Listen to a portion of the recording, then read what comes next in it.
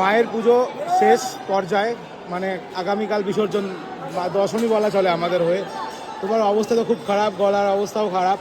আমরা 2-3 দিন পুরো সোশ্যাল মিডিয়ায় শুধু নৃত্য আর নৃত্য দেখেছি, তোমার নৃত্য আর মায়ের নৃত্য, সব নৃত্যই সমান। তো আজকে এই শেষ লগ্নে এসে তোমার কি বলা, কি মানে কি বলতে চাও আমাদের উদ্দেশ্যে? এই মায়ের পুজো করে তোমার কি মনে হলো এবার, আর তুমি এখন কতটা হ্যাপি মাকে তোমার মন থেকে পুজো দিয়ে? জয় মা, আমার মা, সবার মা।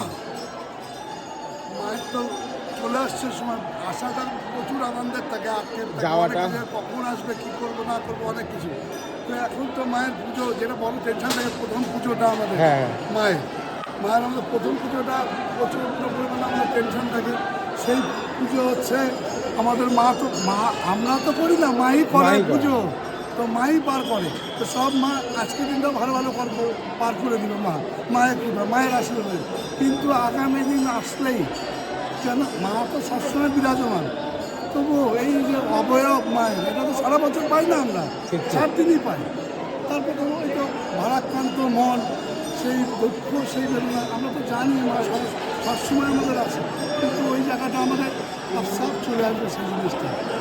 এখন তো খুবই আনন্দ। জয় মা বললা, আমার মা সবার মা।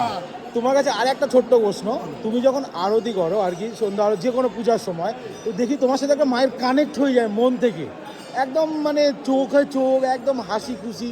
এটা নিয়ে সবাই কথা বলে যে ঠাকুর এরকম নাচানাচি করে মায়ের সাথে, খুশি মতো ফুল চেটায়। এটা নিয়ে তোমার কি বলার আছে? সব মায়ের কৃপা, মায়ের আশীর্বাদ, মায়ের অশেষ। এই জায়গাটা আমি বলতে পারবো না, সেই সময় কি হয় না হয়, এটা আমার তোমার সাথে মায়ের কানেক্ট হয়ে যায়, ব্যাপারটা এরকম। মায়ের মিল না হলে আমার মনে দুঃখ হয়, আমার মনে হয় তাহলে মিল হয়েছে এবার? সবসময় হয়, সবসময়। কিন্তু মানে মনে কষ্ট হয়, সেই স্যাটিসফ্যাকশন জায়গা যদি না আসে আমাদের। মায়ের আরতি বলে, পুজোই বলে, মা যেন আমার মনে হয় সবসময় মা আমার সঙ্গে মিলবই না, চিন্ময়ী হয়ে থাকবে সেই সময়। ধন্যবাদ। সবার মা আমার মা, আমার মা সবার মা। জয় মা বললাম।